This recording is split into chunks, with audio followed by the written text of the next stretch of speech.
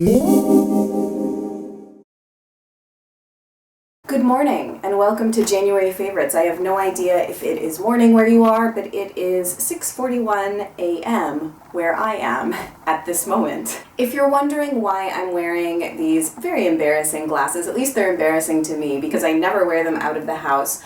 I've been having recurring really bad eye styes in this eye for the last 6 to 8 months. I had a really probably the worst one I've ever had, flare up in this eye about 2 weeks ago. It's taking a really long time to go down, and I have to go see a specialist to get it to try and understand why it keeps happening. But if you have ever had bad eye styes, they're demoralizing, they're debilitating, they just suck. So I have been having to wear my glasses and pretty much no eye makeup for the last 2 weeks. So you can imagine that I have not been a happy camper. It's much, much better now, and actually my first little favorite is the Mahalo Balm because I've had to obsessively keep a warm compress on my eye to help the stye depuff and go away.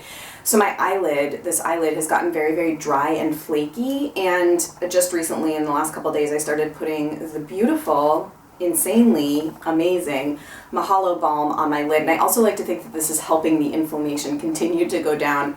I don't know if it is, but I'm so thankful to this product because it's helping keep the eyelid from sort of flaking, I guess. So first favorite, because I really don't have a lot of stuff to talk about this month. I haven't been wearing a lot of makeup, my spirits have been down in the dumps, but I'm excited to show you what I have been liking this month. So the first thing is actually a skincare technique. I feel like I've been doing so much skincare stuff lately, videos and Instagram posts and things like that. But anyway, this also came from culling through the Free and Native blog archives. I am a dedicated balm cleanser face washer, and I always do use washcloths, usually to take off the balm cleanser, like a warm washcloth that I kind of have quick steamed with hot water. If I'm lazy, I'll use a makeup wipe, but my preferred method is this. So I shower at night. I hate showering in the morning for the most part. I feel like people are one or the other. They either use a shower to wake them up or to calm them down, and I can't go to bed dirty. It's like a huge thing that I have. So I take a shower at night, and what I do is I'll take off all my eye makeup first and then rub whatever balm cleanser I'm using, either the Lustra from Infior with Treat over top, or the Elizabeth Dean for One Love Organics Vitamin B Cleansing Oil. Just give myself a nice little facial massage. Jump in the shower, the steam is going. I take hot showers too, whatever, I'm over it. I love a hot shower. I'll do everything else I need to do in the shower, wash my hair, shave, whatever. And then I take a washcloth and get it hot in the shower, and then remove the balm cleanser after my face is already kind of steamed with the cleanser on in the shower. And it's kind of life-changing. I feel that it's kind of like getting a mini facial, and I particularly like it with the Infior products. I don't actually like it as much with this. This is kind of like a down and dirty product. It's great for makeup removal, but it doesn't leave my skin feeling kind of as nourished as if I use something like the Infior. This I love for just a quick down and dirty, as I'm saying, but if I want that kind of real in-shower facial steam pamper, this is just it's revolutionizing, really. The next thing won't be a surprise if you watched my last new in skincare video. A favorite this month has definitely been the Uma Beauty Boosting Face Oil. I absolutely love Uma face oils. They're just potent and beautiful and an aromatherapy experience, and I've used about I guess a third of this, and I alternate this with several other products in my morning face care routine.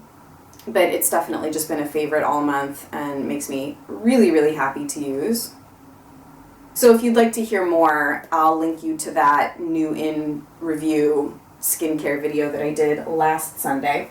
By the way, I am endeavoring to get back to doing 2 videos a week. Right now, I really am only doing 1.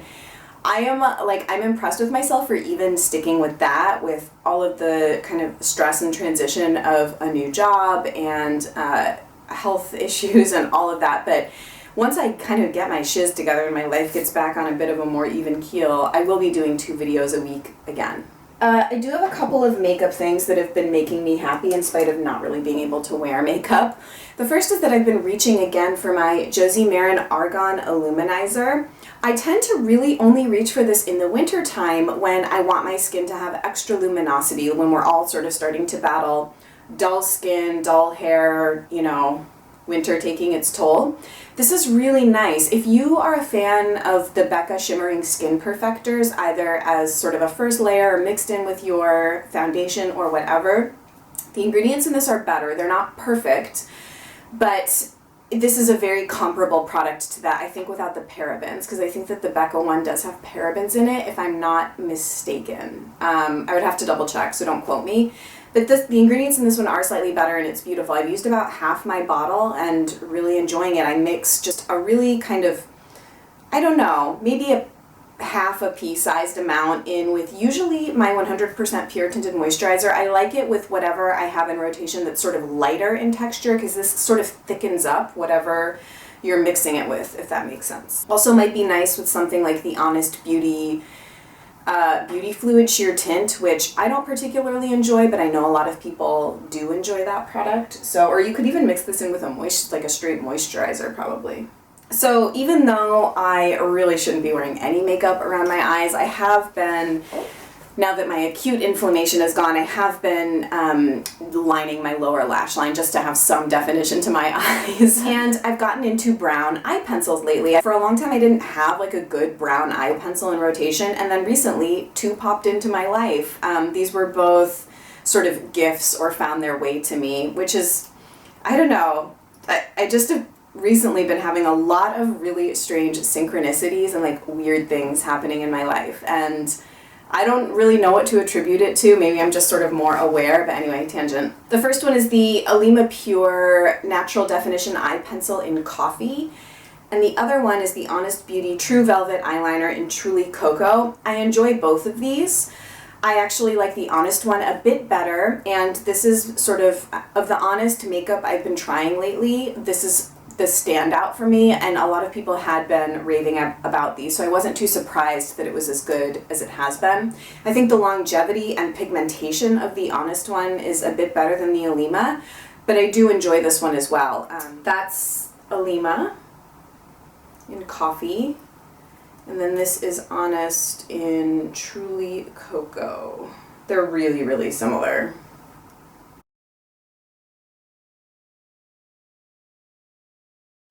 Then I've been so boring with my lipstick choice. This morning when I was getting ready to film this video, I was like, oh, I really should just throw on a bold lip. Like, what's a favorites video from me without a bold lip? But like, they're so, it takes a while, and I wanted to just get her done, really. So I'm wearing my favorite lipstick of the month, which I showed in my last Mercedes Shops video, and it's Bite Beauty Pecan. I'm wearing it right now. That is what it looks like swatched. It's perfect for me. It is a My Lips But Better polished day lipstick for me. I find that I like it best when I take the time to line my lips first. I've been trying to use up my Charlotte Tilbury Lip Cheat in Pillow Talk. You know, I don't actually love this product as everybody else does. I've never heard anyone say a bad thing about this. I also realize it's not an eco product, but I fell prey to the hype. I think that I personally enjoy a drier lip pencil. Like the MAC lip pencils are sort of perfection for me. I like that they're pigmented and kind of toe that line between dryness and creaminess. I wouldn't really consider them creamy. The Jane Iredale lip pencils are then the next step drier. I have one hair thing. Again, this came from that Mercedes Shops video, and it's my Hullabaloo. I think it's Hullabaloo. I crack myself up. I'm like such a dork. The Hullabaloo hair towel is definitely a favorite. I've used this, I only wash my hair every 3-ish days, so I've only used this maybe 4 times since I got it, but I'm obsessed. I like it so much better than the Turby Twist. You wouldn't think that a hair towel would make that big of a difference, but it kind of does. First of all, it's just much more comfortable and like soft than the Turby Twists. And I have noticed that when I take my hair out of this, first of all, it's not quite as dry, I guess, as when it would come out of a Turby Twist, but not in a bad way. I think it just, keeps the follicles of your hair smoother, which translates into my hair drying more manageably. I usually let my hair air dry as much as I possibly can. I just find that using this really has translated to my hair looking better overall through styling and everything. So I don't know, it's magic. I totally recommend, and just it's nice. I love it. One new sort of body care thing that I've been using is the Earth Mama Angel Baby Angel Body Lotion, and I've been super enjoying this. I get this off Vitacost. It is a little bit pricey for a body lotion, and it is meant for babies, but I don't really care. This is the Vanilla Orange scent, and this is everything that I wanted the John Masters Organics Vanilla Orange body lotion to be. If it's like vanilla tangerine or something, I wanted to love that one, but it was so sickeningly sweet that I couldn't bring myself to buy it. I sampled it a bunch. This is a much more mildly scented, really nice lotion. This brand gets a lot of love because they rate really, really well on EWG. In fact, I think that this particular lotion, this brand's lotion, was rated like the top EWG body lotion pick.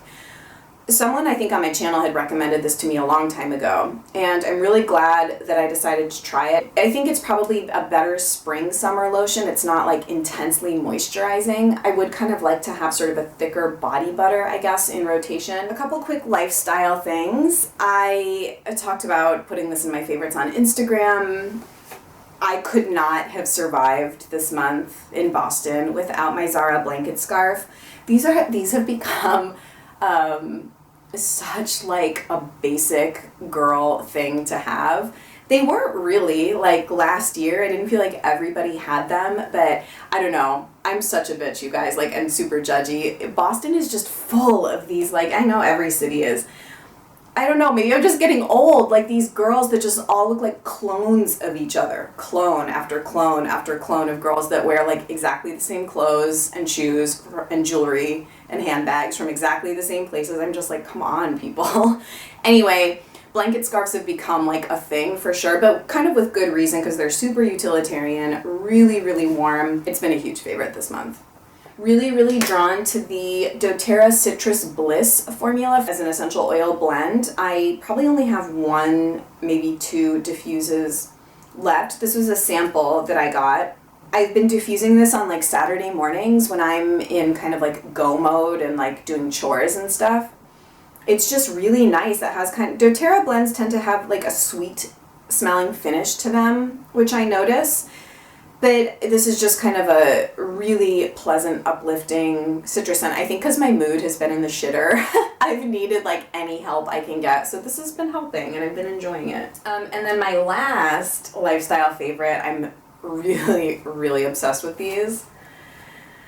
So this is the brand Four Sigma Foods, and they're kind of one of these like functional superfood companies, and they make like medicinal mushroom, not really like medicinal, but like supercharged mushroom infused coffees and hot chocolates. When I saw that Vitacost was carrying this brand, I was like, yes, get in my cart now. They're kind of expensive too, but I don't really care. So what they are is they're just individual packets of like instant coffee, but like really good instant coffee, like way better than Starbucks just like drip coffee, which I like cannot stand.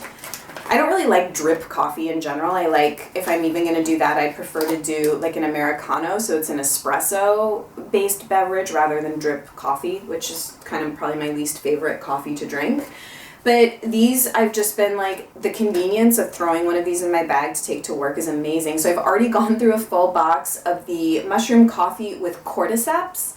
And then I decided to try the mushroom coffee with lion's mane. They say quality coffee in seconds, boost your coffee with ancient mushroom wisdom for a distinctive modern brew. I'm just really obsessed. I've heard that these are supposed to be less acidic on your system than traditional coffee. Who knows if that's true? I'm pretty much just making justifications for spending money on these. They're like $12 for a box of 10. And then I also decided to try one of their hot chocolates. This is the mushroom hot cacao drink mix with reishi, I think, or reishi, sweet cinnamon. I tried this for the first time yesterday and it's really nice. I think it would be, I just did it with water, but I think it would be even better with like half milk, half water if I'm like at home. So I think the obvious question is, do these taste like mushrooms? No, like this one in particular tastes exactly just like regular coffee. The mushroom coffee with lion's mane I like better than the mushroom coffee with cordyceps, but it does kind of reminds me very faintly of what mushrooms on pizza would smell like. But it doesn't really taste like that. I just, when I'm drinking it, I can kind of get a reminiscent cooked mushroom, but only on pizza scent profile. But totally pleasant, I'm obsessed, and you can pick these up on Vitacost, which I love. Okay, two sort of what I've been watching favorites. The first is that we'll just take a moment and recognize that Chelsea Wares has been back on her YouTube game in the form of vlogs, and so I got together with Andy the Green Queen and Rue last night. We get together every couple months, and they're amazing girls and very good friends of mine now. And we were just like expressing our immense love for Chelsea, and she's just a really natural YouTuber and sort of vlogger. She just kind of like gives zero fucks about like what anybody thinks, and she's really comfortable in front of the camera, and she's just really funny. So I've been obsessed with watching her vlogs. And then I also got around to watching Making a Murderer this month on Netflix, which has been all the rage, as you know. First, I'll just say, I really shouldn't say this first, because overall I think that it's really sad what happened. I don't know, I still don't really know exactly how I feel about, you know, the innocence or guilt of Stephen Avery. I mean, it was biased, and I've heard that they omitted kind of a lot of information, but regardless, it was really sad to watch, just kind of from a social class perspective, and how poor people just really are not afforded like the same opportunities in life, which we know, or, you know, I've spent my life studying as a sociologist. On a lighter note, I developed an immense crush on the defense attorneys, because they're just, I don't know, there's something so sexy about how like fighting for like justice and for like this, you know, person that was really disenfranchised on a lot of levels, and their kind of conviction in him as a person. And one of them just got like really emo about the whole thing, and it just like melted my heart, and I was obsessed. Lastly, for music, it was not a big music month for me, but there are a couple sort of one-off tracks that I was enjoying. One non-house track, actually. It's called Josephine by Ritual, remixed by Alchemist, and that has been on super heavy rotation. I'm going to use it in a makeup video that I'm not going to talk in coming up. So if you don't want to go over to my blog and listen to it now, you'll hear it in a future video. One DJ Sprinkles remix track that's just so good. DJ Sprinkles can do no wrong, in my opinion. If you're judging this DJ by his name, please don't, because it is the most intelligent, understated, subtle, soul-expanding house music, some of the most of that variety that I've ever heard, so I'm obsessed. I was having a real moment with Black Coffee. He's a South African DJ who does kind of a lot of sort of soulful, tribal-sounding house music. I came across a track that's not by him, but it really evokes that sound. So if you're into sort of tribal, soulful house, I'm going to add that one to my playlist too. I'm going to link you below as well to my favorite mix of the month, which is absolutely incredible. And I highly recommend going to check it out. It's Bedouin's Friday Sunrise Robot Heart Burning Man 2015 mix. It's beautiful. I'm going to get to see them do something magical at the SX Festival in St. Martin in March, and I cannot wait. It's less than 2 months away, and it's just like the hype is so real. I cannot wait. Thank you guys so much for watching. I will get my game back on soon and get back to 2 videos a week. Please subscribe if you'd like to keep up with my videos, or give this video a thumbs up if you liked it. And let me know what you've been loving this month. I always am open to recommendations and absolutely love learning about stuff from you guys. So have a great week. You'll be seeing this on a Sunday, so hope you have a great week coming up, and I'll see you soon. Bye.